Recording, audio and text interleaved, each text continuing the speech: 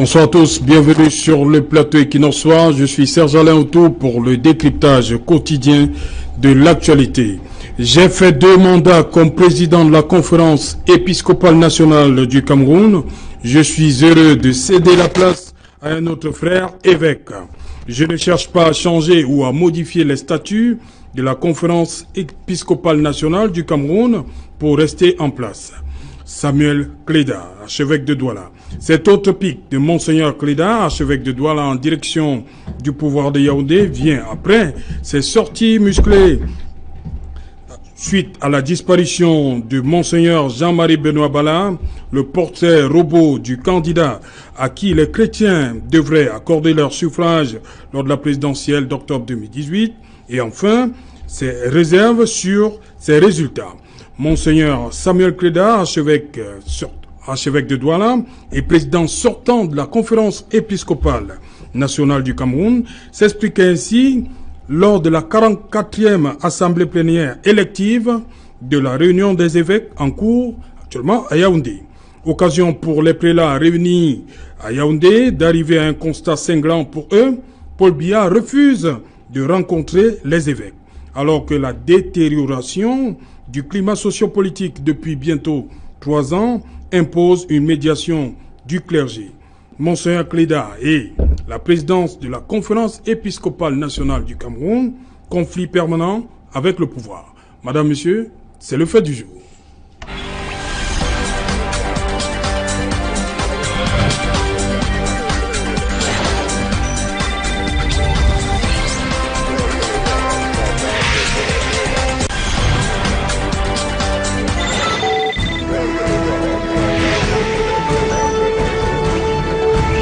Monseigneur Samuel Cléda et la présidence de la conférence épiscopale nationale du Cameroun, conflit permanent avec le pouvoir. Pour en parler, je suis en plateau ce soir avec Maître Georges Eteghem. Maître, bonsoir. Bonsoir Serge Alain, bonsoir à tous les panélistes, bonsoir à vos fidèles téléspectateurs toujours si nombreux. Je suis heureux de pouvoir apporter ma modeste pierre à la construction du thème de ce soir. Okay, j'espère que nous serons à la hauteur des attentes. Voilà, Maître Eteghem, avocat au barreau du Cameroun. Bienvenue une fois de plus. Merci. Albert Natola ici, bonsoir. Bonsoir Serge Alain, je salue mes co-panélistes ainsi que les nombreux téléspectateurs de Equinox Télévision. Je salue particulièrement ceux qui nous regardent, n'est-ce pas, du côté de Bala et de Mana Télé, c'est dans le département dans la Liké et région du centre. Permettez-moi, Serge Alain autour, permettez-moi de m'indigner une fois de plus ce soir. Il m'est arrivé, lorsque vous m'en avez donné la possibilité, l'occasion, justement, de dénoncer la situation qui prévoit actuellement du côté de Camerco, la compagnie de transport aérien national. L'étoile du Cameroun. Tout à fait, l'étoile du Cameroun, qui n'est plus du tout l'étoile du Cameroun, parce que finalement c'est le crash. Vous êtes certainement au courant du fait qu'il y a un préavis de grève qui a été justement adressé à la direction générale de Camerco depuis quelques jours par, n'est-ce pas, les syndicats nationaux de transport aérien du Cameroun, qui va durer 8 jours ouvrables. Ça veut dire que parmi les multiples grèves qui sont portées par les syndicalistes de ce secteur-là, il n'y a qu'un seul point qui a été justement réglé, notamment le point qui concerne l'AIRE, le problème de l'AIRE de salaire. Les employés qui revendiquent 3 mois d'AIRE de salaire, 2 leur ont été payés. En ce moment, le président du conseil d'administration de cette compagnie est en train de faire les pieds et les mains pour essayer de ramener la sérénité. Malheureusement, lorsque vous avez une compagnie qui virtuellement a une flotte de 5 aéronefs et qui aucun ne vole, ça veut dire que nous sommes là dans le crash. Dans tous les cas, il est important que le gouvernement, notamment la présidente de la République, qui semble être très silencieuse sur cette question, sur ce dossier, puisse véritablement se réveiller de sa torpeur. Éric Pépin Bikaï, bonsoir. Bonsoir Serge Alain, bonsoir mes companélistes, et je passe le bonsoir aux populations de Boumniébel, c'est dans l'Oignon Ekele, notamment aux chauffeurs de la ligne Boumniébel-Ezeka, qui ont observé un mot d'ordre de grève depuis le début de la semaine. S'avère-t-il, ils sont un peu fâchés des prix exorbitants des pièces à fournir pour pouvoir faire la ligne Boumniébel-Ezeka, qui est longue d'à peu près 34 km et qui coûte aux populations qui utilisent cette route-là une bagatelle somme de 700 francs. Donc ils sont mécontents et ils ont décidé de garer leur voiture en attendant que les autorités départementales essayent d'y remédier.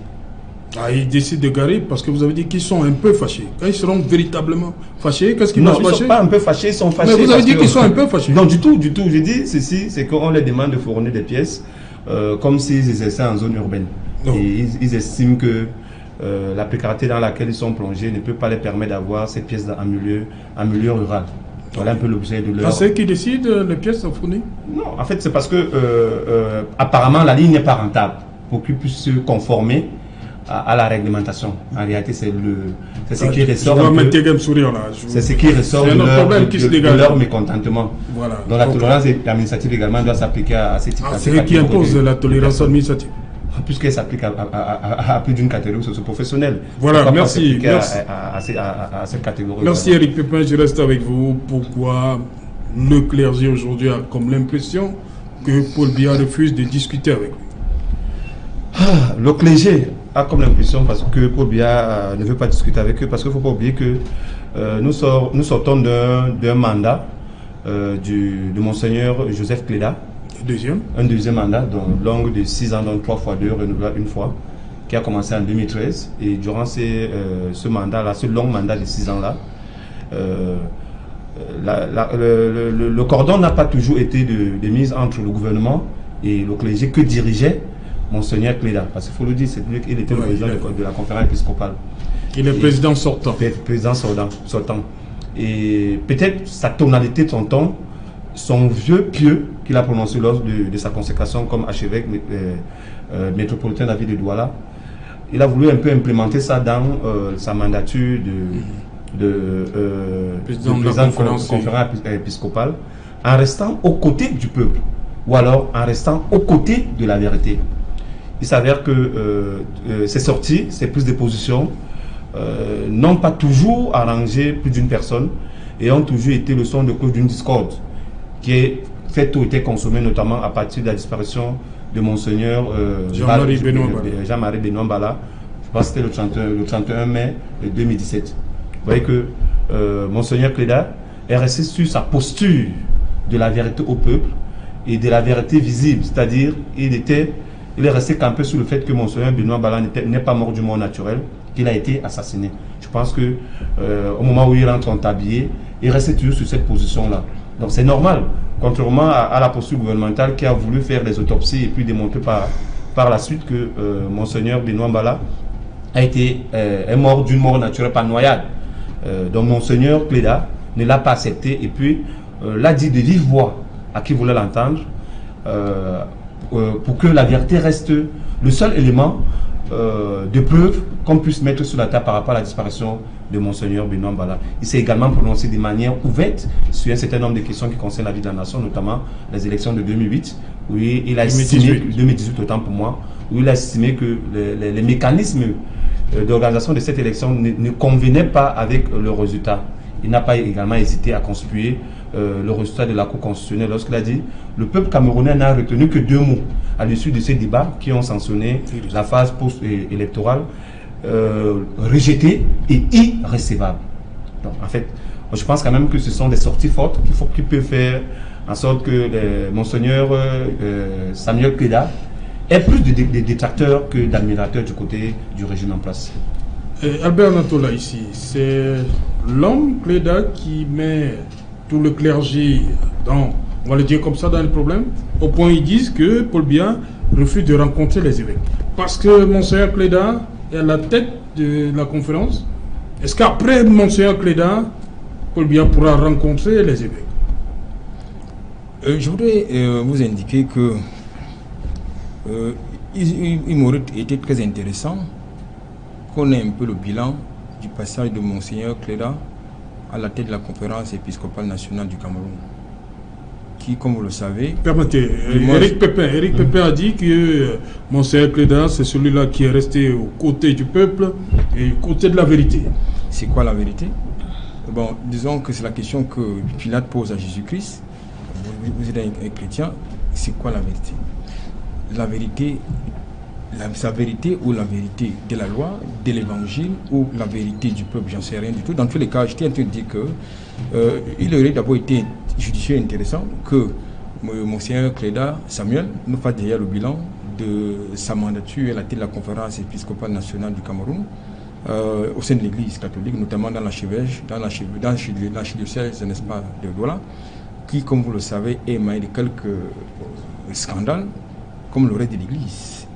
Quand il met église avec E minuscule, pas église avec E majuscule. Ceci étant, en tant que citoyen, en tant que journaliste, j'ai apprécié certaines sorties de Monseigneur Cléda, parce que c'est vrai que de temps en temps, il est sorti de sa mission socio-pastorale pour se mêler les affaires politiques, mais cette fois, ça aurait été plus complet que Monseigneur Cléda nous dise quand même, que nous révèle également des relations incestueuses que l'église au Cameroun, l'église catholique romaine, pour être précis, entretient avec le pouvoir d'une manière générale. Et ça également, il fallait, pour être très honnête, et surtout pour dire la vérité, comme il sait le faire, il fallait qu'il nous donne exactement les dessous de ces relations incestueuses. Et vous savez que parmi les conséquences de ces relations incestueuses qu'entretient l'église catholique romaine au Cameroun avec le pouvoir, nous avons justement connu l'année dernière l'assassinat de Monseigneur Benoît Bala du côté de Bafia. Et ce n'est pas le seul religieux justement qui est assassiné dans ces conditions. Je pense qu'il est quand même tout à fait curieux que ce soit toujours les hommes d'église, en tout cas les hommes d'église, l'église catholique romaine qui sont visés toujours par des questions d'assassinat. C'est une curiosité qu'il faudra quand même, il est important de souligner. Il a été intéressant dans certaines de ses sorties, Monseigneur Samuel Cléda. Maintenant, j'ai le sentiment, là je parle en tant que journaliste, pour indiquer que profitant de sa chaire, n'est-ce pas, de président de la conférence épiscopale du Cameroun, surtout en tant qu'archevêque, il a souvent un peu trop abusé et usé, n'est-ce pas, de cette chaire pour passer des messages, pour adresser des messages en plein. Mais si le président ne peut pas parler, qui doit parler? J'essaie de vous faire comprendre que j'y arrive, c'est relativement son rôle, oui, mais c'est également son droit. Oui. De dire, parce que la parole de Dieu déclare que c'est lui qui connaît la vérité, n'est-ce pas, qui sait faire le bien et qui ne le fait pas pêche. Donc il est également de son rôle justement, oui, de dire ce qu'il faut, ce qui ne marche pas. Il est dans son rôle. Oui. Maintenant, dans un contexte assez tendu, morose, un contexte sociopolitique, j'allais dire, qui est assez tendu, je pense que le rôle, la mission d'un homme d'église devrait contribuer non seulement à proclamer ou à prêcher l'évangile de paix et d'apaisement, mais surtout éviter de tenir des discours enflammés qui peuvent contribuer justement, sans hypocrisie aucune, à ne pas mettre l'huile sur le feu.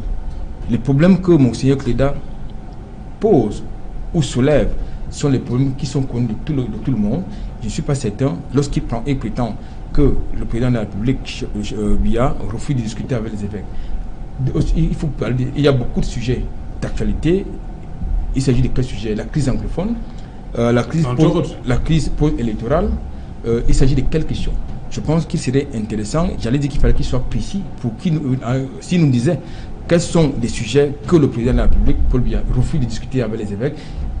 Ça, il faut le dire, il reste, et de mon point de vue, dans un aspect d'une mission pastorale. Ok, Maître Teguer, c'est l'homme, Monseigneur Cléda, qui fait problème par rapport à, comme on l'avait dit ici, ces nombreuses sorties qui ne sont pas toujours appréciées par Yaoundé.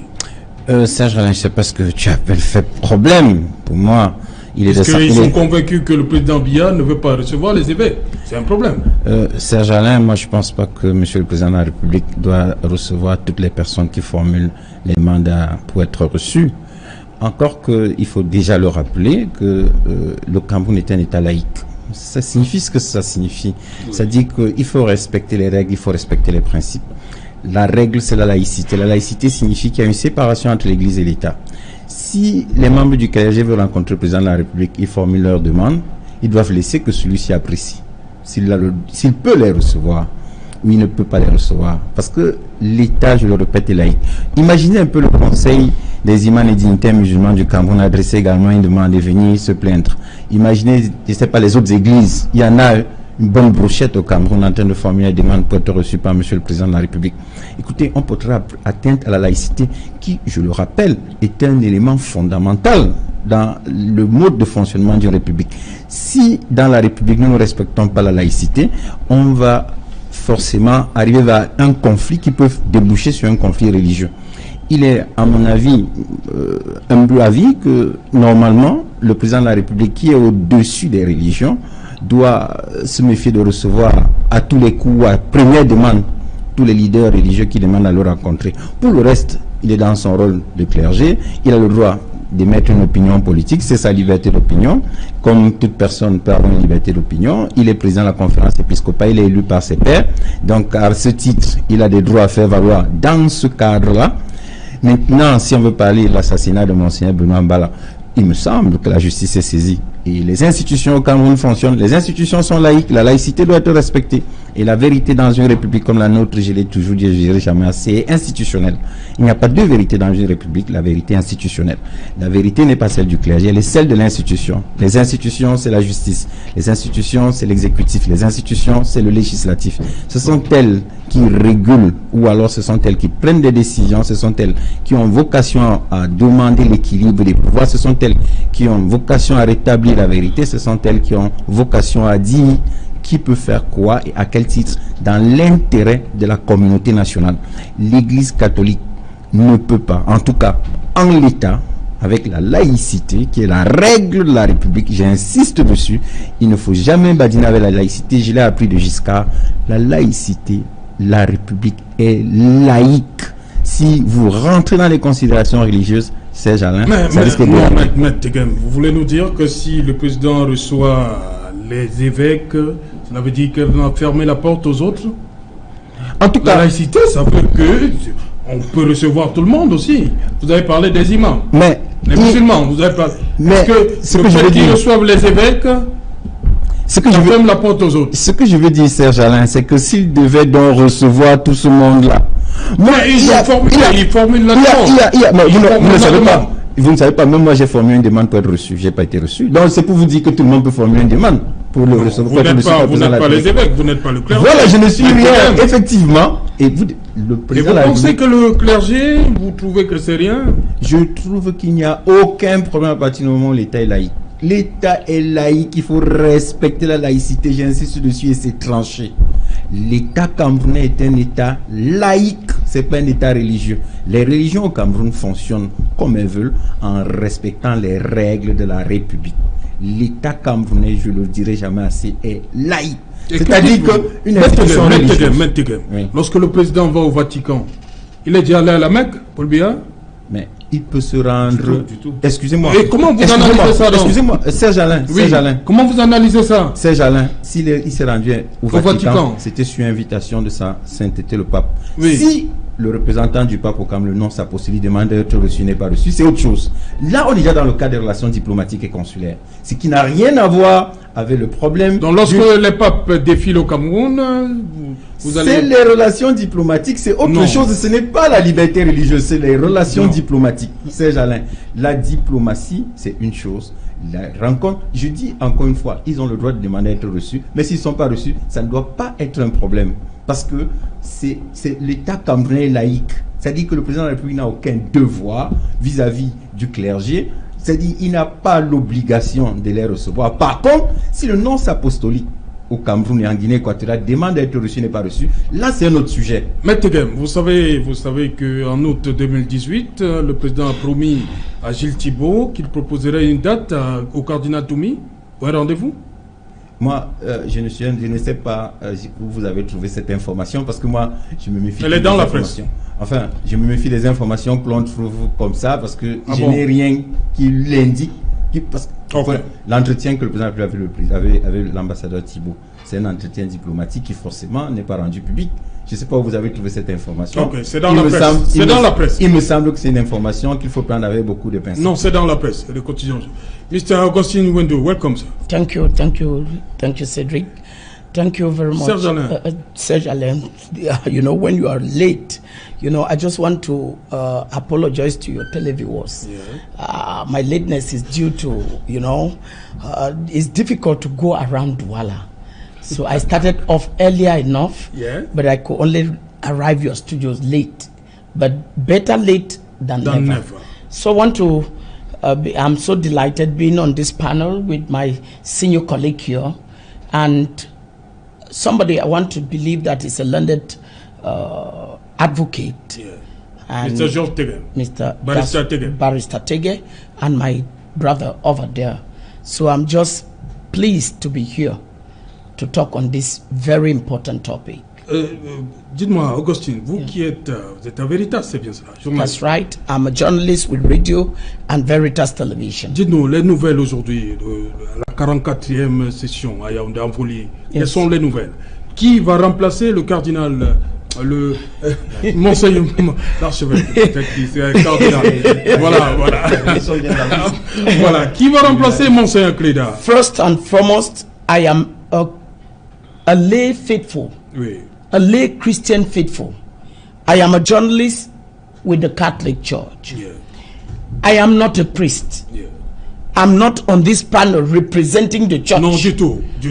I am not Vous pouvez avoir des informations. good. I'm not a bishop. La fumée blanche, ça ne fait pas encore. I'm not a bishop. Voyez. I am telling you that even when the Pope is about to be elected, Oui. we journalists we only do what is called speculations. Oui. But in the case of who is going to replace His Grace, the Metropolitan Archbishop of Douala, Oui. at the helm of the National Episcopal Conference, is an issue strictly reserved to the bishops. Yeah.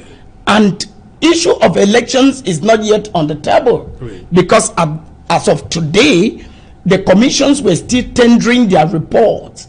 So elections might be coming in the later part ouais. of even Saturday. The bishops, they know who is going to replace or to be the next president. It's not, I don't think that is anything for public consumption. Oui. The public just need to wait. It's not a political elections. Mind you that the church is a moral institution. There is nothing like wrangling. There is nothing like being worried who is going to. Any bishop that will be elected will fulfill the prophetic mission of the church. Okay. That is it. Okay. Because there is no greater bishop and no lesser bishop. Okay? They are all servants of God. And each in his tenure, God inspired him to do the mission assigned him at a given moment. Ok, Augustine, je reste avec vous. Il y a cette impression, hein, les évêques ont pensé que Paul Biya refusait de les rencontrer. Pourquoi? When I was just stepping in, I heard my senior brother, a learned barrister. Oui. And at one moment, I am disturbed by the Cameroonian intellectual. Whether it's intellectual dishonesty on their part, because I learned him saying that Cameroon is a state, is not a religious state. That is true. Oui. But the president of the republic recognized the church as a moral institution. What the Catholic Church, being it the Catholic Church or the Protestant churches or the evangelical churches, is doing for every nation can never be undermined. I want to call his attention that if a cardinal in Abuja wants to see President Buhari, he sits in his residence and call, and he is received in the Rock House immediately. Et Buhari qui est musulman, hein? Who is a Muslim? And you want to tell us that I think there is a problem. There is a fundamental problem. And you are rightly in your journalistic ingenuity to call his attention that the president of the republic is the president of the republic, but he is an ardent Christian. The popes have come to this country. Ouais. He wants to Il est place parti au Vatican. he wants to place it on diplomatic relations. I said, no, sir. It is the growth of the church in Cameroon. It is the implication of the church for the integral development of the Cameroonian publics. Today, we might be talking here of which he was educated in a Catholic or one of the mission churches. Today, you see what the church has done to this society and still doing and will still do tomorrow. I believe that only the President of the Republic should know why he cannot receive the bishops. I want to say that it's not only the bishops. Do you know how many times His Eminence Christian Cardinal Tumi had asked for audience? Okay, my senior brother there, who is an intellectual of his caliber, is saying that the president, how can the president receive this mass? The president is ruling Cameroonians, sir. He can take even 2 months to receive Cameroonians, sir. For the common good of every Cameroonian, sir. I don't think that the president is in the ivory tower in Oyetude ruling objects. He is ruling Cameroonians. And the state at which Cameroon is today demands for a group of wise men to reflect for the way forward. Okay. And that kind of wisdom might can only come from moral minds. I mean, from minds that have been conscientized, like that of the leaders of the church. Okay. Okay. Thank you. So Augustine. if a Cameroonian would say no, the president is not obliged. I'm not saying that the president is obliged. Oui. But I'm saying that for the common good, do we accept that Cameroon is facing security and political tension? Do we accept that Cameroon is seeing an important part of her territory being hijacked? Do we accept that Cameroonians are being slaughtered every day? And you will tell me the bishops made it crystal clear. They are seeking for audience in order to give their own proposal per solution to the ranging Anglophone crisis that has gone unchecked for 3 years. Barrister, I believe that you have not gone beyond Bikoko since this crisis started. If you have been to Boya or to the Northwest, then you will not sit and talk the way you are talking. Thank you, Augustine. Thank you, Augustine. Vous voulez dire quelque chose, maître? Oui, je voulais dire, parce que quand le président aura reçu les évêques, la crise ne continuera pas. Moi, je ne vois pas les choses exactement telles que vous l'apprenez. Pour moi, il faut respecter les principes. L'État est laïque. Ce n'est pas parce qu'on est évêque ou on est cardinal que l'on doit être reçu par le président de la République. Parce que la laïcité s'oppose à l'immixtion de l'Église dans le fonctionnement de l'État. C'est ça la laïcité. Interdiction d'immixtion de l'Église dans le fonctionnement de l'État. Le président de la République est en droit. Le principe de audience, c'est quoi? Est-ce que je peux vous répondre? Vous avez parlé, je ne vous ai pas interrompu. Allez-y, monsieur. Le président de la République a des relais. L'Église peut s'adresser au ministre de l'AT. Il y a un ministre qui gère l'Église.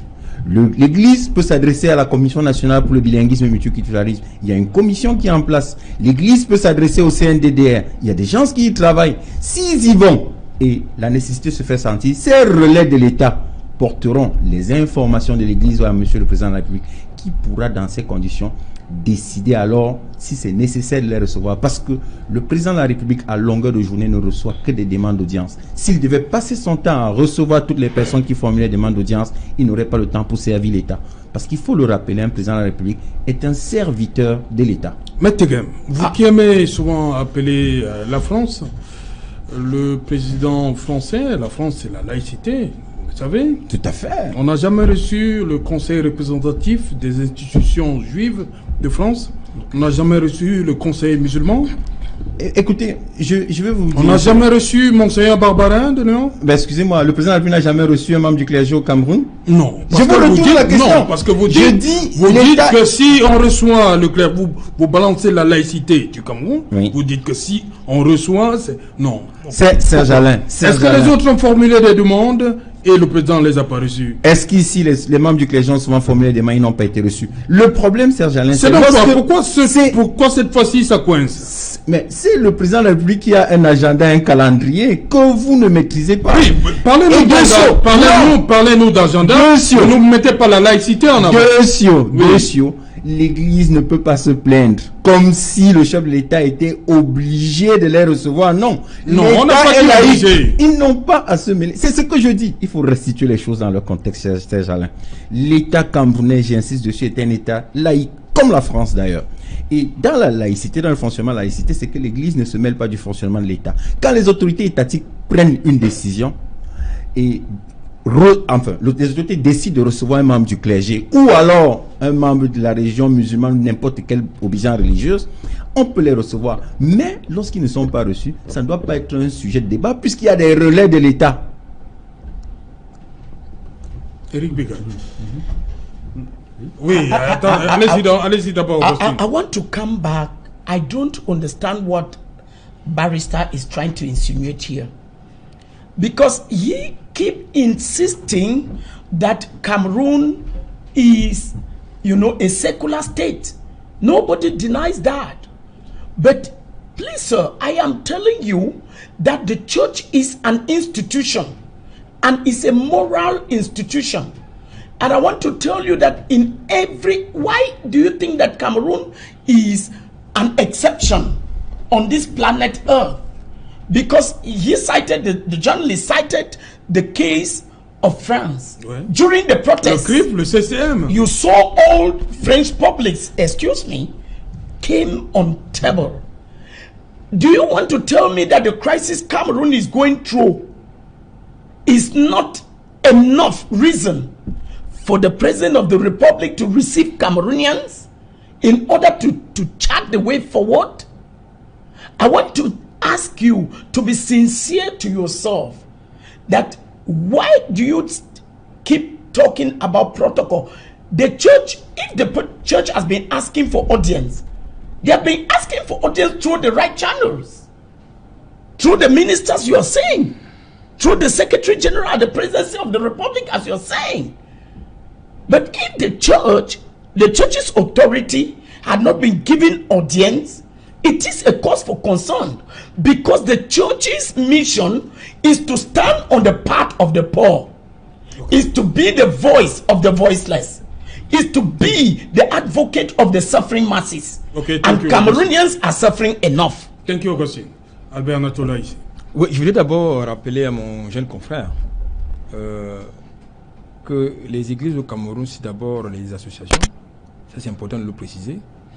Donc, maintenant, à ce titre, les responsables de ces associations, selon les opportunités, les circonstances, notamment, comme je l'indiquais tantôt, nous avons, le Cameroun a des crises plus azimuts. Si donc c'est un responsable de ces associations, c'est-à-dire l'Église catholique romaine, puisqu'on en parle, puisqu'il s'agit d'elle, puisqu'il s'agit de l'un de ses serviteurs, qu'il s'agit, eh bien, je pense que ce serviteur-là peut solliciter l'audience pour discuter des questions de la nation. Mais je dis et je répète que le rôle de l'Église, d'une manière générale, le rôle a une vocation socio-pastorale. Donc, logiquement, le rôle de l'Église n'a pas vocation, l'Église n'a pas la vocation, n'est-ce pas, n'a pas vocation à s'immiscer de manière péremptoire justement dans le fonctionnement, dans la vie politique de manière directe, comme c'est souvent le cas dans les CP de position, le cardinal, l'archevêque Cléda. Mais il y a d'autres. Voilà pourquoi j'ai demandé, c'est, on va dire comme ça, sont ces faits d'armes entre guillemets qui plombent tout. Non, parce qu'il a souvent eu des positions. Déjà avant lui, on a accusé le cardinal Toumi d'être aussi anti. Maintenant, c'est le monseigneur Cléda, c'est ça qui bloque. Je voudrais quand même vous indiquer quelque chose. Qui s'appelle Cléda, qui s'appelle Mbarga du côté de Yaoundé, qui est présenté comme étant pour du pouvoir. J'ai envie de dire qu'en tant que citoyen, ils ont le droit de regarder le fonctionnement de la cité. Maintenant, en tant que homme d'église, c'est une autre question. C'est une autre question parce que ils ont l'avantage et le privilège de bénéficier d'une tribune, c'est-à-dire l'église, de passer des messages. Mais je pense que lorsqu'un évêque a besoin, ou un archevêque a besoin de rencontrer un chef d'État, il n'a pas besoin de le demander depuis la chair. Il connaît le fonctionnement, il connaît comment ça fonctionne. Paul Biya, le président de la République du Cameroun, c'est un ancien séminariste. Il connaît également, comme je l'indiquais tantôt, les hommes d'église ont des relations incestueuses avec le pouvoir d'une manière générale. Donc ils savent comment régler ça. Mais quand il s'agit des questions importantes telles que la crise anglophone, la crise sociopolitique et sécuritaire du côté de la zone anglophone, ou les questions de droits de l'homme, puisque nous sommes un peu acculés de toutes parts par la communauté internationale, je pense qu'également les évêques ont le droit en tant que citoyens camerounais de s'intéresser à ces questions-là, à cette actualité-là. Mais il faut quand même y mettre de la manière, tout en insistant sur le fait que le Cameroun étant devenu une poudrière, il ne faut pas que les hommes d'église contribuent à faire sauter nécessairement le couvercle de la cocotte menue qui est devenu le Cameroun. C'est ça qu'il s'agit. Ok. Éric Pépin? Non, moi je peux réagir un peu au propos de mes copanélistes. Je pense que la personne de Cléda peut déranger. Parce qu'il faut qu'on fasse une différence entre la conférence épiscopale nationale du Cameroun et son président. Parce que si vous vous souvenez, Anatole a un peu évoqué ce problème tout à l'heure, le bilan de Cléda. J'ai dit tout à l'heure que Cléda a toujours été du côté de la vérité et du peuple. Monseigneur Cléda, autant pour moi. Durant ces 6 mandats, son bilan parle à... C'est 6 ans. C'est 6 ans, autant pour moi. Son bilan parle à sa faveur. Il a conçu par exemple le complexe hôtelier de Volier qui permet à la conférence épiscopale nationale de s'autonomiser.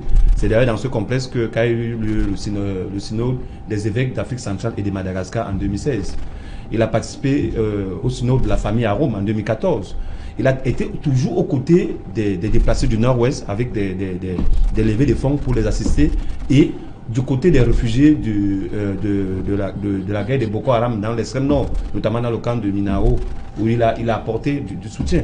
Mais cette prise de position sur les différentes crises qui ont succédé, ces 2 mandats, depuis pratiquement 2013 jusqu'en 2019, on voit que le Cameroun entre en guerre avec Boko Haram pratiquement en 2014, suivi de la crise anglophone de 2016, des événements tragiques comme la catastrophe des ECA de 2016, si je ne me trompe pas, le 21 octobre 2016. Oui. Vous voyez que tout cela a contribué à faire en sorte que le discours de l'élection présidentielle également, le discours de Monseigneur Cléda était obligé d'être un discours durci.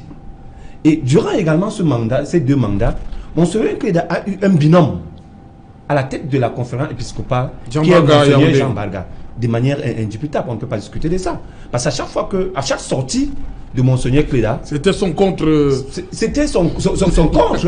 C'est-à-dire, il apportait une autre version et ça laissait un peu transparaître une sorte de mésentente au sein de cette conférence et du clergé. Je pense que maintenant, si le problème de la réception de Monseigneur Cléda, du moins de la conférence nationale épiscopale, c'est-à-dire l'ensemble du clergé se pose, c'est justement parce qu'à la tête de cette conférence épiscopale-là, trône encore Monseigneur Cléda. Ça veut dire que... Voilà pourquoi je demandais, après Cléda, est-ce que les portes d'étudie vont s'ouvrir? Certainement, les portes vont s'ouvrir, puisque le Monseigneur Cléda a eu un binôme en termes de prise de parole publique. Et ce binôme était très bien suivi et très bien compris de la part des autorités en place.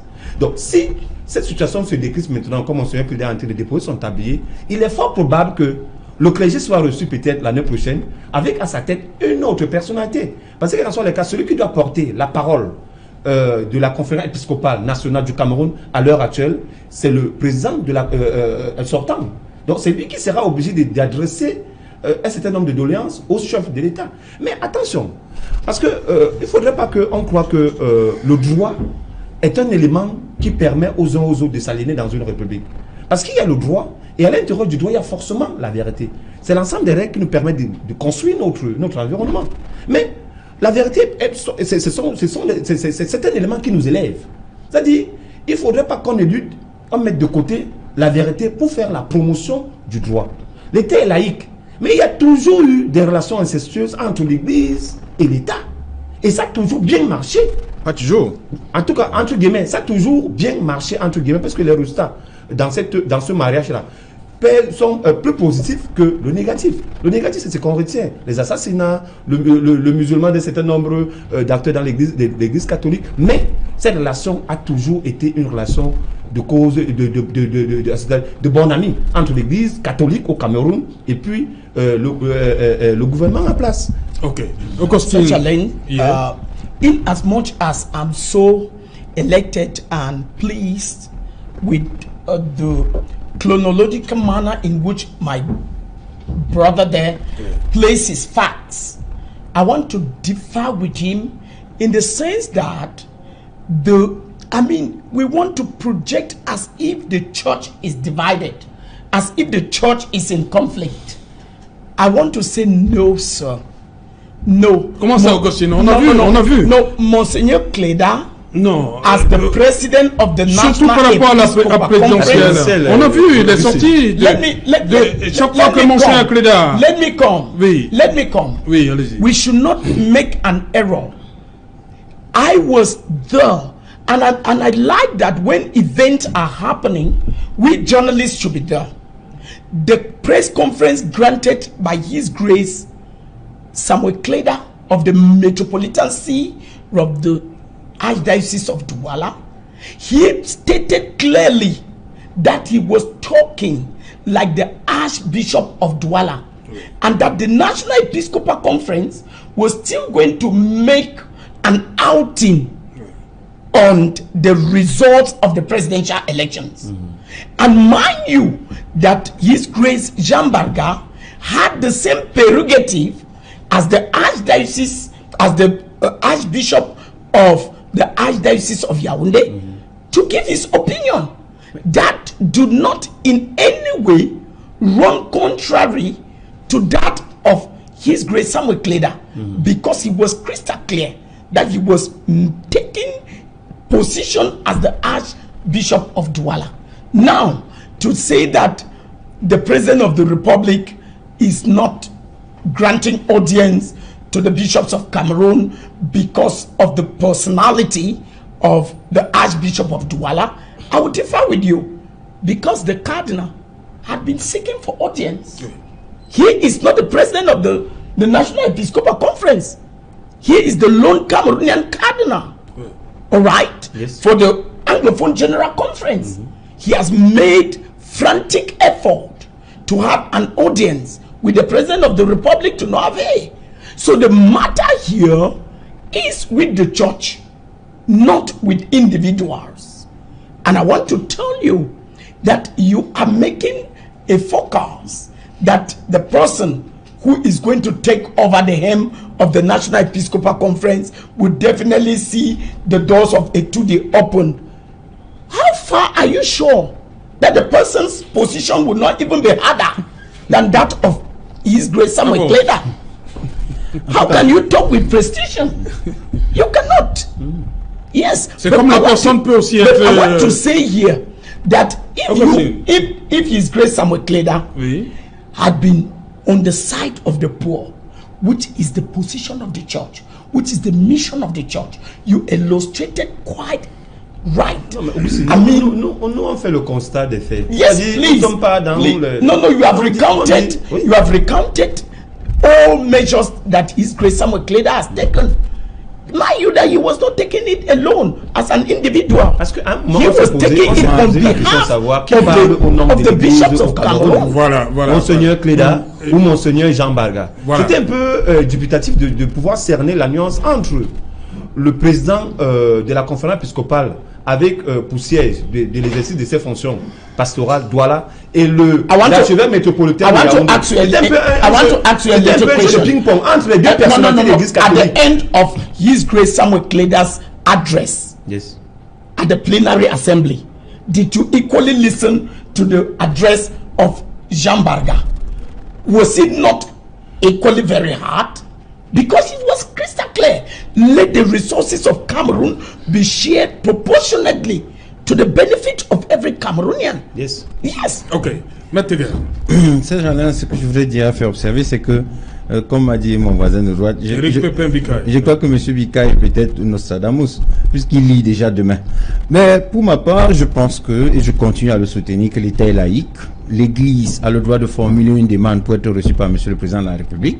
Mais si les responsables de l'Église catholique au Cameroun ne sont pas reçus, ce n'est pas un problème. L'État est laïque. Il n'y a aucune obligation de recevoir un président d'une association. Aucune obligation. C'est le président de la République.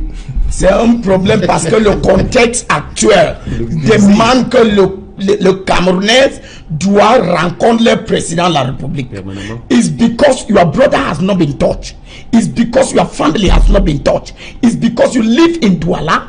It may be in your air-conditioned house and you don't know the reality of which your own brothers and sisters are living in the northwest and the southwest region. Merci, it's because you are not humane. If you were humane and you want to convince me that you are counted among the intellectuals in this country, you should be fronting on this panel that let the president open the doors of Etudi to every Cameroonian. Yes. Merci, on vous a suivi. Je voudrais faire observer Serge Alain, je vois qu'il est très nerveux. No, I'm not angry. I'm just making you know that we are not talking here over rabbit. Oui, on vous a compris. On vous a compris. Permettez à Maître Tegem d'aller jusqu'au bout. L'État camerounais, je le redis, est laïque. Le président de la République est le président d'un État laïque.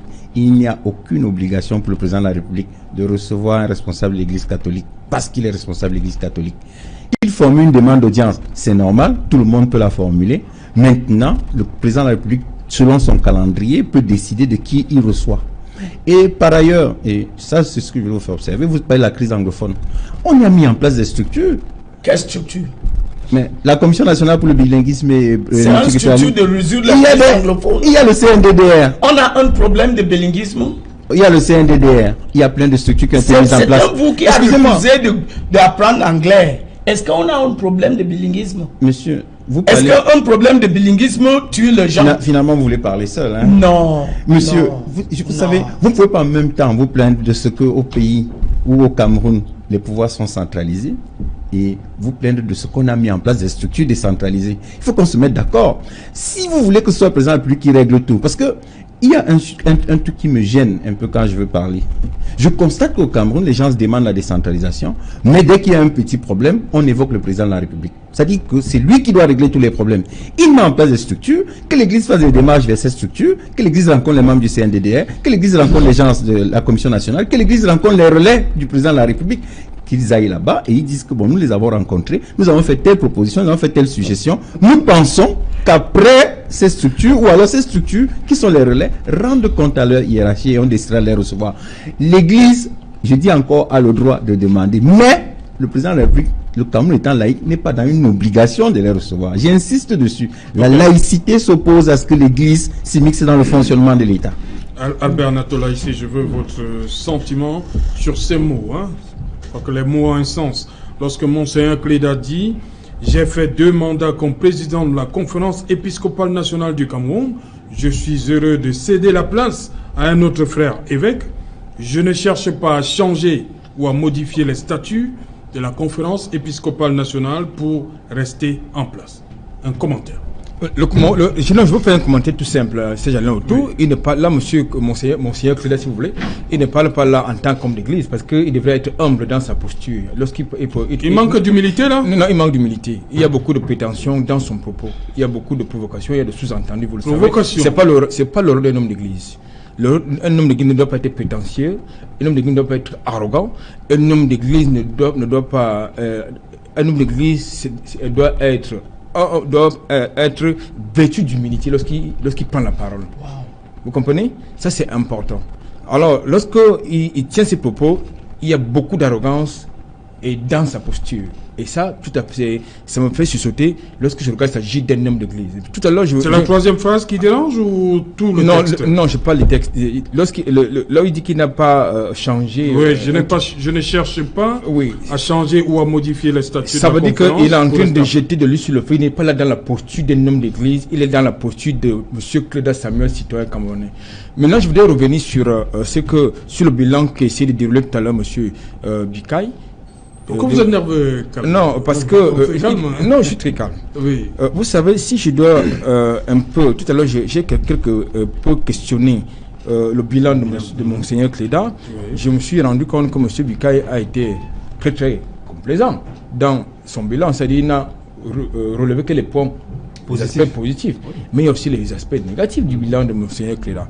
Je voudrais quand même regarder sa gestion des ressources humaines dans les structures, donc c'est la charge au niveau de l'archidiocèse du Douala. Là, il ne fait pas preuve d'un modèle. Or, la part de Dieu nous demande d'être des modèles en conduite dans toutes choses. Donc, il n'est pas un modèle. Deuxième chose, au niveau de l'Église catholique d'une manière générale, vous savez qu'en tant qu'homme de Dieu, en tant qu'homme d'Église, qui a la responsabilité d'être un conducteur des autres, que ce soit des fidèles, que ce soit même des autres serviteurs, que sont le diacre, Monseigneur Cléda, il ne peut pas se dire que l'Église catholique romaine au Cameroun, si je veux dire à Douala, est pure. Donc je pense qu'à un moment donné, lorsqu'on va avoir la prétention, n'est-ce pas, de regarder l'odeur de l'autre, il faut être sûr qu'on est soi-même propre. Voilà, sur cette sortie de Monseigneur Cléda, c'est la provocation, c'est la provocation aussi. Oui, Augustine d'abord. I want to differ with my senior colleague.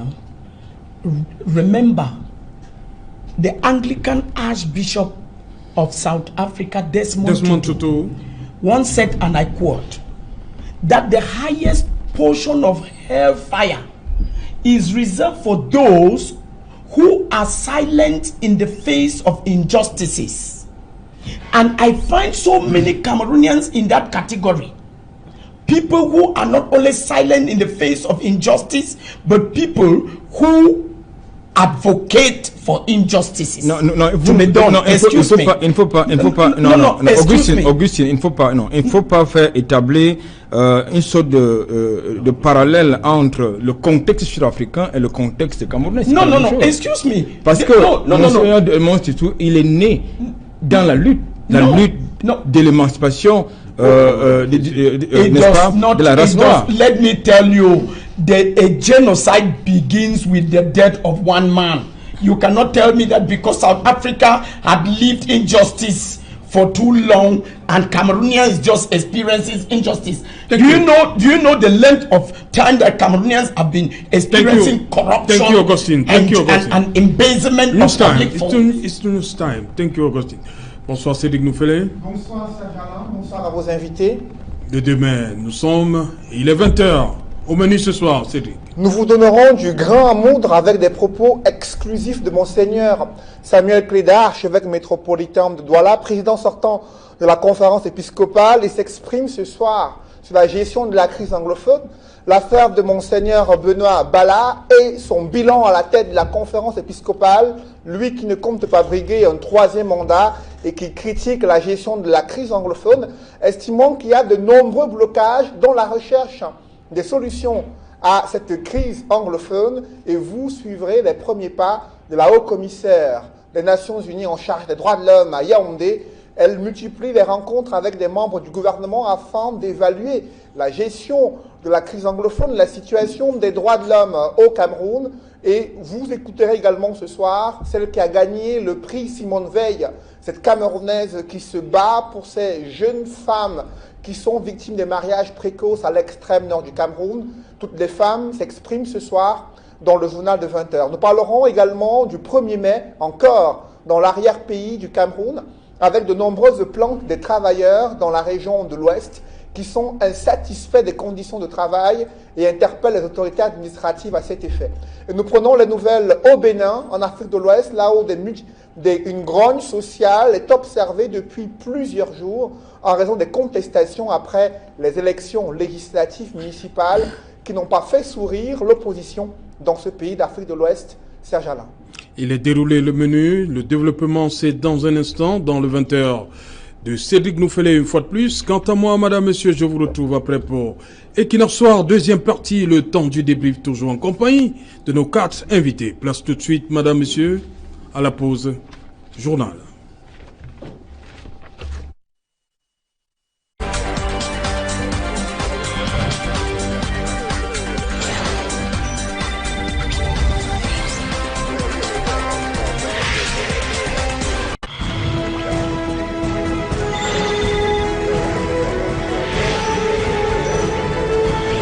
retour sur le plateau. Si vous nous rejoignez à l'instant, madame, messieurs, nous sommes dans Equinox Soir. C'est la deuxième partie, la partie réservée au débrief du journal. Toujours en compagnie de Eric Pépin Bikaï, Maître Georges Tegem, Albert Anatole Haïssi et Augustine Wendou. Augustine, tell me, I want to know, I want to find out from you. Lorsque Monseigneur Cléda continue de dire que Monseigneur Jean-Marie Benoît Bala a été tué, est-ce que l'autopsie a rendu son verdict? Il persiste et signe. You know, the truth is very stubborn. Oui. And the Bible is clear that only the truth shall set us free. Because when you look at the corpse of Monseigneur Jean-Marie Benoît Bala, retrieved from the waters, you here, all of us here, you know with certitude a person who has been drowned, the person who has been drowned will get swollen, because definitely is going to, drink water. He didn't drink water. The corpse was as fresh as it was, meaning that he was killed before being dropped in water. And I want to tell you that His Grace, Monseigneur Samuel Cléda, received the corpse of Monseigneur Bala. Oui. So he's talking with certitude. And you ask here, as the results of the autopsy out, but you and I, you as a journalist of investigation, know that when a group was hired into Cameroon, they gave a fake Autopsie. Results of an autopsy. Oui. That put into question every other thing surrounding the brutal murder of Monseigneur Bala. Today, it's not, the truth remains the truth, even if it takes 30 years. I think that Cameroon is moving into the concept of modern nations. We have seen in other nations that an investigation went on for close to 20 years before facts are established. And I'm happy that the Metropolitan Archbishop of Douala had made it abundantly clear that, the legal pursuit or the judicial proceeding is going to take 10 years. And the church is very patient. That is what people have to know. Even before somebody is canonized a saint, it's not a day's job. Oui. It takes at least Bien sûr. 30 years before the truth is established. So whether it's going to take 5, 10, the fact is that the truth of who killed Monseigneur Bala will definitely come out.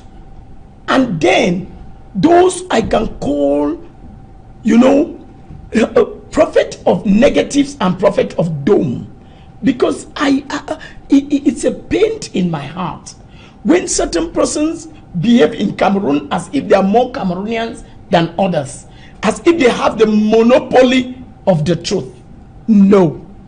How long shall we keep telling lies? How long shall we keep covering evil? His Eminent Christian Cardinal to me said, and I quote, "Good must be done always, and evil must be resisted always." Mais I think that is...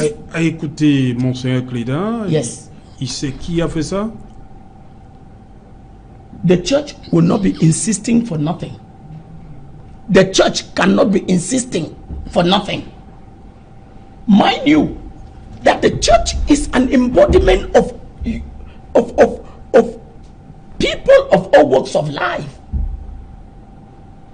The church have what it takes to establish the truth, because the church is a moral institution that respects republican institution that respect legality, the church will want the justice system to do its work and render nothing but the truth. And if the contrary is rendered, I think that the church stands a better chance to counter. Ok. Éric Pépin-Bicaye, vous comprenez cette attitude de Monseigneur Cléda? Il est assez péremptoire, hein, et convaincu que ce n'est pas ce qu'on imagine, qu'il y a effectivement eu assassinat. Monseigneur Bala. Je l'ai dit tout à l'heure, avant le break pour le journal, que Monseigneur Samuel Cléda est resté sous sa position, selon laquelle Monseigneur Benoît Mbala n'est pas mort d'une mort naturelle. Parce qu'il ne faut pas oublier que les 2 mandats de Monseigneur Samuel Cléda ont été sanctionnés par la disparition de 2 évêques, l'évêque de Bafia et l'évêque des Eka, Monseigneur Bormis. Et là, tout de suite, Monseigneur Samuel Cléda a fait une communication et a déclaré que Monseigneur Bormis est mort dessus d'une mort naturelle. Right. Là, ça n'a fait l'objet d'aucune polémique, que ce soit au niveau des Eka ou au niveau même de l'Église. Mais il est resté, dès la disparition de Monseigneur Benoît Mbala, sur sa position. Déjà, il avait pris la parole, il s'est déporté sur le lieu de disparition et il s'était mis en prière. Et une fois que le corps était sorti de l'eau, sa première interview stipulait que... C'est lui qui a réceptionné même le corps en tant que président de la conférence. Voilà, stipulait que Monseigneur Benoît Mbala n'est pas mort de suite d'une mort naturelle. Il est péremptoire certainement. Et il le dit tout à l'heure, peut-être Maître Tegem va mettre le tort en disant que la vérité est exclusivement réservée aux institutions étatiques, c'est vrai. Mais l'Église également est vérité. Et elle se doit de dire la vérité qu'elle perçoit, au-delà de la vérité étatique, dans laquelle elle exerce son ministère spirituel. Donc, Monseigneur Samuel Cléda reste sur sa position au moment où il rend son tablier que Monseigneur Benoît Mbala n'est pas mort de suite d'une mort naturelle, qu'il aurait été assassiné et jeté au fond de la Sanaga. Donc là, ce n'est pas une vérité de la police, c'est une vérité pour lui, c'est une vérité vraie. Et il voulait donc maintenant à cette vérité que les autorités en place s'associent à lui pour pouvoir légitimer cette vérité selon laquelle Monseigneur Benoît Mbala n'est pas mort dessus d'une mort naturelle. Ok, on va évoquer un autre aspect de Monseigneur Cléda. Il y a surtout cette sortie avant la présidentielle Maître Tegem où Monseigneur Cléda dressait une espèce de portrait robot pour les chrétiens pour qu'ils puissent accorder leur suffrage aux Camerounais qui répondaient aux aspirations, aux critères que lui, ils avaient dessinés. C'était un peu trop osé, hein, on a suivi un certain nombre de critiques en ce moment. Puisque à analyser les critères, le président Paul Biya était hors jeu. Moi, de telles affirmations, moi, Serge Alain ne me gêne pas. Parce que pour moi, c'est la liberté d'expression. Chacun est libre de donner une opinion. Il a fait un choix, c'est un choix relativement à ce qu'il pense être bien pour lui. Et il soumet son choix, ou si vous voulez, il partage son choix avec les électeurs. Maintenant, quand les suffrages s'expriment, les choix se sont exprimés, le choix est clair, les électeurs n'ont donc pas choisi son portrait robot, et ce qu'il doit faire, c'est de respecter ce que les électeurs ont dit. La République n'a pas deux façons de fonctionner. Il a le droit de conseiller même aux fidèles de voter un tel. C'est la liberté d'opinion, c'est son choix, que personne ne conteste. Ce qui, en revanche, est contestable dans ses positions, c'est, par exemple, moi, je pense que nous ne sommes pas des préjudicateur. Pour moi, il faut respecter les qualifications, il faut respecter les métiers. Il y a des médecins légistes, ils sont là pour ça. Il y a la justice qui est saisie, il y a des gens qui ont été formés, qui rendront des décisions. Nous souhaitons que les décisions soient proches, ou alors qu'elles se rapprochent de la vérité vraie. Mais personne ne peut à l'heure actuelle dire, voici la vérité est divine, la vérité... Moi, je préfère, en ce qui concerne cette affaire, me remettre à la justice, à sa sagesse. Elle est saisie. Je crois que nous devons faire confiance à nos institutions qui travaillent. Il y a des personnes qualifiées qui sont des serviteurs de l'État et nous pensons que ces personnes rendront la décision qui sera plus proche de la vérité. Et à ce moment, on pourra en faire, si vous voulez, pas un commentaire. Si elle est critiquable, on la critiquera. Albert Dantola ici. Il y a aussi eu cette sortie de Monseigneur Cléda après la proclamation des résultats. Il mettait des réserves par rapport à surtout au vote des populations du Septentrion qui vivent dans une misère, comme il a dit. Et il pense que les résultats ne reflétaient pas la réalité. Monseigneur Cléda. Oui, je me rends compte que là, Monseigneur Cléda, je vais peut-être encore énerver les panélistes de Facebook quand je vais le dire, pour dire que là, Monseigneur Cléda, il était peut-être dans son rôle de faire un plaidoyer par rapport à la misère d'une partie de la majorité de la population camerounaise. Mais je pense également qu'il n'était pas dans son rôle de pouvoir penser que ces résultats-là ne reflétaient pas la sincérité des urnes. Parce que il n'avait pas, de mon point de vue, en ce moment-là, tous les éléments qui pouvaient le conforter dans son appréciation. Je voudrais, avec votre permission, si j'allais revenir un peu sur le premier point, notamment l'assassinat de Monseigneur Benoît Bala. C'est une évidence que cet évêque a été assassiné. C'est aussi une évidence que on ne connaît pas les mobiles ni les auteurs. Maintenant, c'est également une évidence le fait qu'il y ait eu des autopsies. D'abord l'autopsie officielle et la contre-autopsie qui a été effectuée. Maintenant, est-ce que la question qui demeure sur cette question est celle de savoir est-ce que l'Église dispose des instruments institutionnels pour pouvoir établir la vérité, c'est-à-dire la vérité telle qu'elle le perçoit par rapport à l'assassinat de Monseigneur Benoît Bala. La question reste ouverte, c'est d'autant que ce serait peut-être la première fois qu'au Cameroun, les Camerounais sont au courant du rapport d'une enquête qui est engagée parce que Monseigneur Benoît Bala n'étant pas le premier religieux qui est assassiné, vous vous rappelez, dans la même période, il y a le peu de petit séminaire de Bafia qui avait été assassiné, ça vous avez oublié de voilà, donc je pense qu'il ne faut pas également occulter ce fait divers-là. Donc je crois qu'il est important quand même que non seulement les fidèles catholiques connaissent la vérité, il est important que le reste de la communauté nationale puisse connaître la vérité, pas seulement par rapport à l'assassinat de Monseigneur Bala, mais aux autres affaires, parce que c'est le lieu également ici d'évoquer, j'allais dire de questionner, n'est-ce pas, la pertinence, j'allais dire, l'expertise même de la police scientifique au Cameroun, parce que nous savons qu'il y a une truc qui existe au sein de la police nationale, c'est-à-dire la police scientifique, et nous n'avons jamais été au courant de ce que cette police-là avait tellement conduit une enquête criminelle et qu'on ait pu avoir des résultats. Or, nous avons des spécialistes qui ils ont de l'expertise et qui ont été formés au fait du contribuable camerounais pour qu'ils puissent avoir la lumière. D'un de deux, est-ce que la police camerounaise a un fichier qui puisse lui permettre de tracer les criminels camerounais?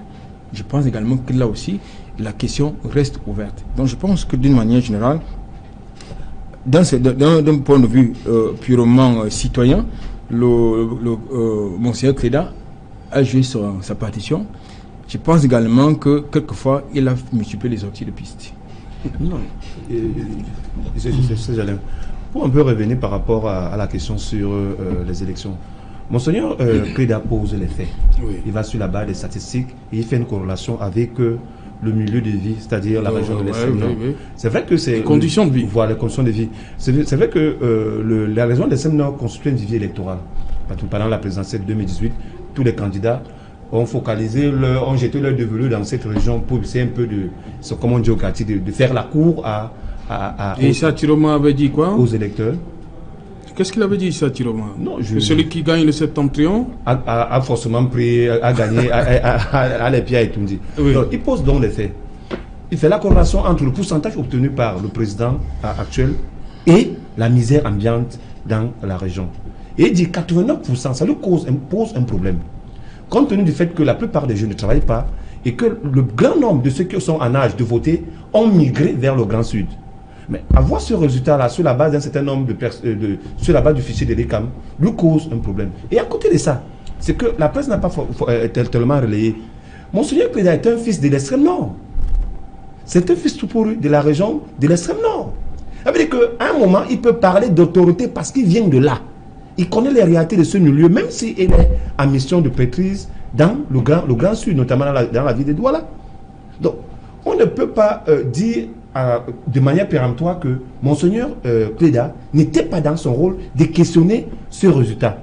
Surtout que même les analystes politiques les plus capés ont questionné le processus électoral. Ce sont des faits. Ce n'est pas de la mauvaise foi de le dire. Et il ne faut pas toujours qu'on puisse prendre le dire des plus hautes autorités comme étant une tentative à la subversion ou bien une façon pour eux de détester les institutions qui sont en place. Non. Il y a un grand politologue qui disait que dans une communauté, dans un État, c'est dans la contradiction qu'on construit une société. Si on ne peut pas avoir les contradicteurs de poids pour essayer un peu de remettre en question ce qui a été fait, on ne peut pas faire une autopsie et se dire que jusqu'à présent, on n'a pas été dans la bonne direction. On ne peut pas construire la contradiction dans la polémique. Du tout. Ah voilà, donc du je tout, pense parce que... En réalité, quand quelqu'un est dans la contradiction, il présente les chiffres. Ces chiffres peuvent être questionnés. Est-ce qu'il avait les chiffres balayés. Non, attention, le pourcentage de l'extrême nord par rapport à la victoire du chef de l'État, c'était 89%. C'est-à-dire, l'extrême nord représentait à peu près 725 000 voix exprimées en faveur du candidat du RDPC. Donc, mais je voudrais quand même vous... Sur le pourcentage de 81%. C'est-à-dire, ce sont les faits présentés. Et maintenant, il fonde son analyse sur la base de ces faits-là. Et lui, il dit que ça lui cause un problème que le président ait eu ce score très élevé. Ce n'est pas de la mauvaise foi. C'est de l'autorité scientifique, monsieur Anatole. Oui, je voudrais vous dire, monsieur Bikaï, que il s'agit d'une question qui avait été évoquée en son temps sur ce plateau, c'est-à-dire que nous avons des gens qui vivent dans la misère ambiante, qui n'ont même pas d'eau, mais qui ont voté pour Biya. Ça, c'est... Nous avons, même dans l'extrême nord, vous avez des gens qui ont des besoins primaires, mais qui ne connaissent que le pain, le tissu, la photo de Paul Biya. Est-ce que certains candidats ont fait la campagne électorale de ce côté-là? La question reste également posée. Okay. My take on this matter, I want to let us know. We are referring to His Grace, the Archbishop of Douala, as if he was just like a common Cameroonian. I want to say that each time a bishop make pronouncement, he is making that pronouncement following the mission of the church. The mission of the church, because the learned barrister talked about, it was his freedom of expression for him to choose who Cameroonians should vote. No, His Grace Samuel Cléda did not pronounce any name. The church brought out criteria, and the mission of the church is to educate, is to conscientize, is to evangelize, and is to moralize. And following what the Cameroonian society was going through, the church could not sit and fold our hands. The church had that prerogative and that moral obligation to give directives to Cameroonians. Unfortunately, I am one who think that Cameroonians do not take to what the church preaches. We would have been where we are. That is the point here. So His Grace Samuel Cléda was conscientizing Cameroonians, and you are contesting him today. Where are we? The situation we are facing. If the church's voice, the church's authorities speaks, and the powers that be listen, I believe that it will be for the common good.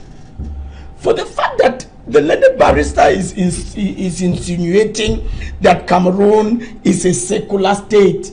But Cameroon is a secular state, yes. But the church is in Cameroon. The church is an embodiment of sons and daughters of Cameroon. So those who are in governance, they are all in the churches. Do not forget, if they are not in the mosque, majority of them are in the church. Some are animists. But I want to tell you that when the church is speaking, the church's mission is prophetic.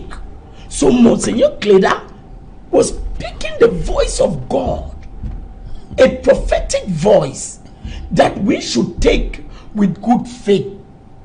And once it's rejected, you see, because the Bible says that righteousness exalts a nation. Righteousness exalts a nation, and sin reproaches a nation.